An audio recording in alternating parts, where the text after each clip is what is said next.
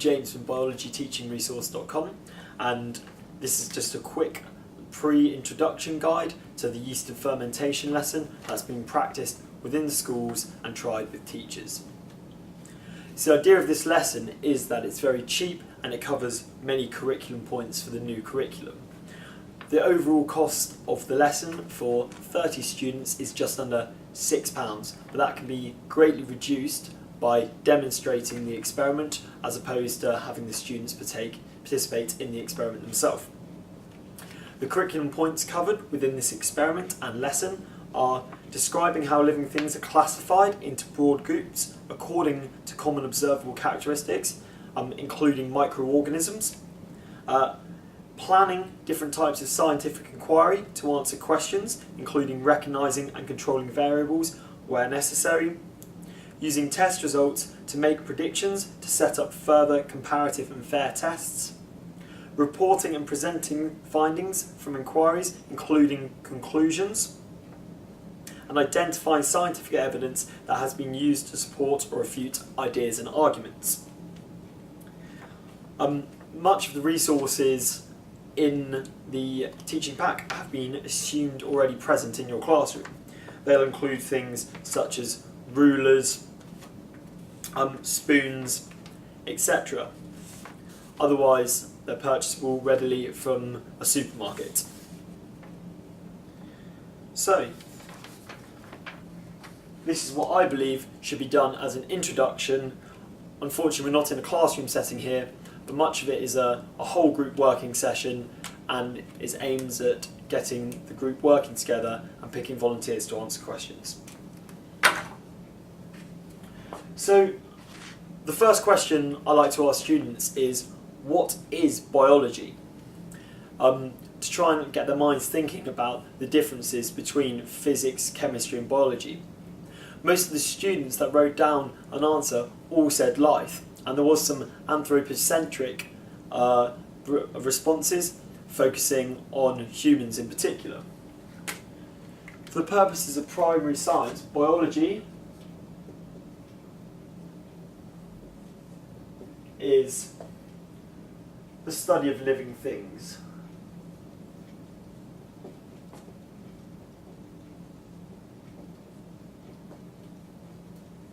Life processes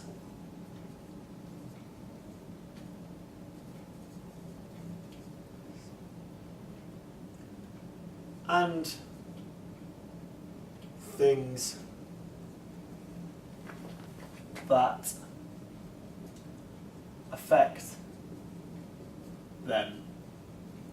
It's important to remember that this can be from the past, the present, or look towards the future. Okay, so then when we're looking at life, we need to focus on what is it to be alive. And I asked this question out to the students with 4 life processes.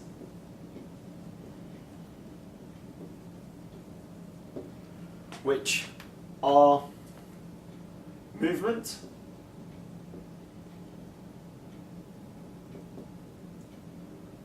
reproduction,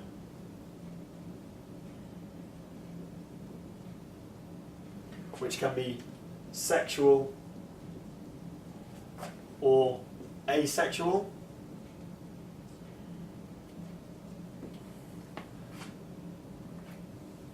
taking in nutrition,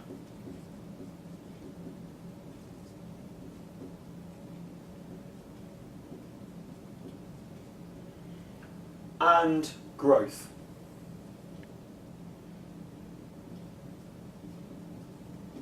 With taking in nutrition, animals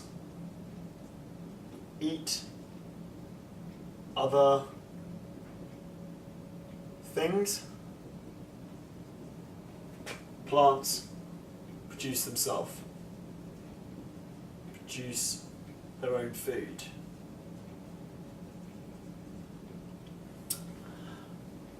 This then, so we've got our organisms that are alive. Then this leaves us to classify and group the organisms. So then I ask the students how they classify organisms. Organisms.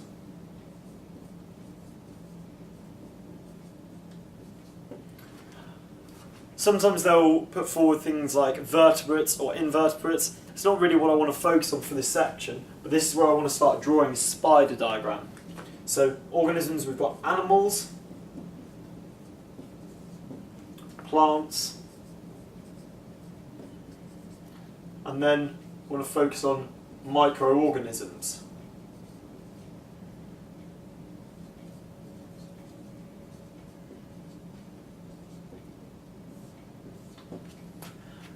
Then I like to ask the students what sort of microorganisms they know about. Many will say bacteria or germs. Then we've got viruses. It's important to ask them what the difference, if anyone knows the difference between viruses and other bacteria. It's the fact that viruses and other microorganisms, it's the fact that viruses aren't alive.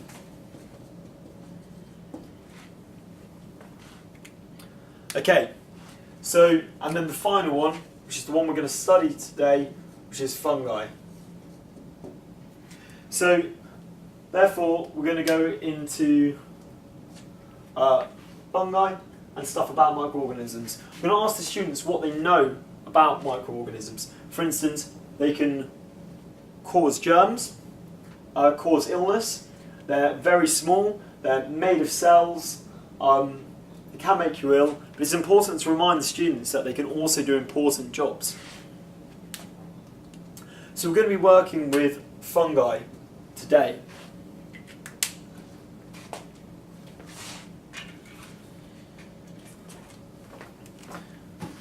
But before we conduct an experiment, we're going to be showing an experiment on fermentation.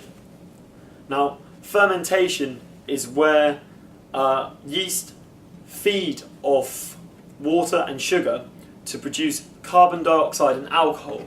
It's important in the production of beer, in the production of bread, and also can be used to produce fuel that can be utilised to power cars, etc.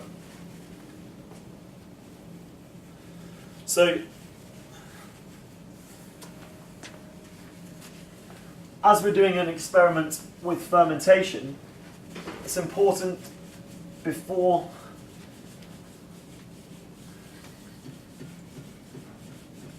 going into the experiment to understand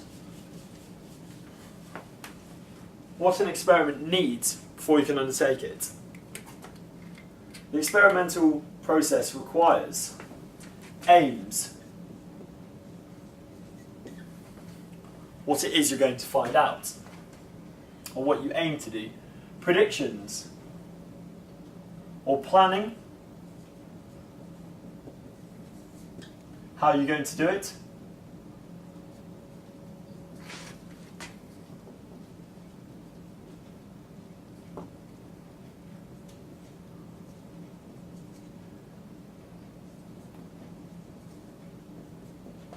predictions,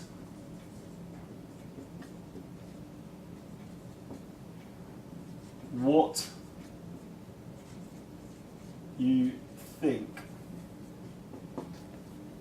So by producing a prediction, you enable a child to start using a hypothetico-deductivist account of science, which is the base of most scientific inquiry.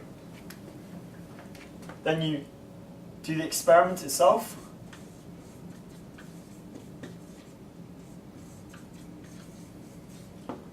And then you record the results.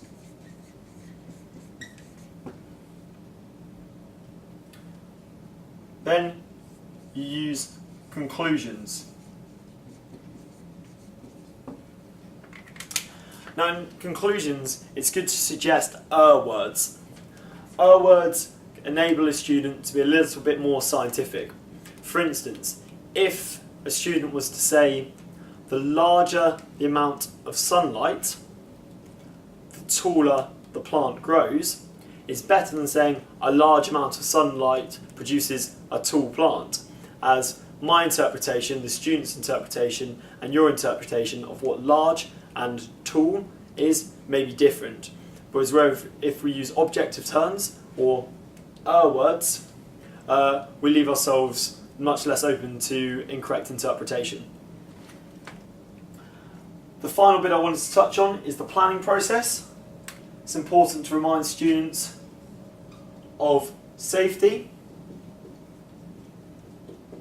So regarding the yeast experiment, it's important to wash the hands of the students, or have the students wash their hands before and afterwards, and remember that we're producing alcohol within our experiment, and obviously we don't want the children drinking it, so a cool collective reminder to them wouldn't go amiss.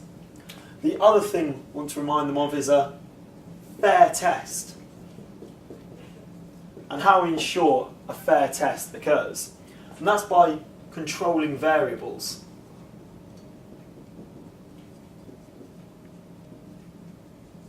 Or things. So if we change one variable at a time, then we're unable to compare it and therefore draw a conclusion from it. So after this talk, I therefore normally demonstrate the experiment myself, getting the children to help me with holding funnels, fetching warm water, etc. And then I place the children into groups of around 5 to 6 to undertake the experiment. By the time they've undertaken the experiment, your results from the class experiment that you've demonstrated normally start to become apparent, giving you a result such as this one. Within the experiment and the children's group work, I've prepared some worksheets which have some background information, which also encourage the students to draw diagrams and draw conclusions. I hope this has been of use, and thank you.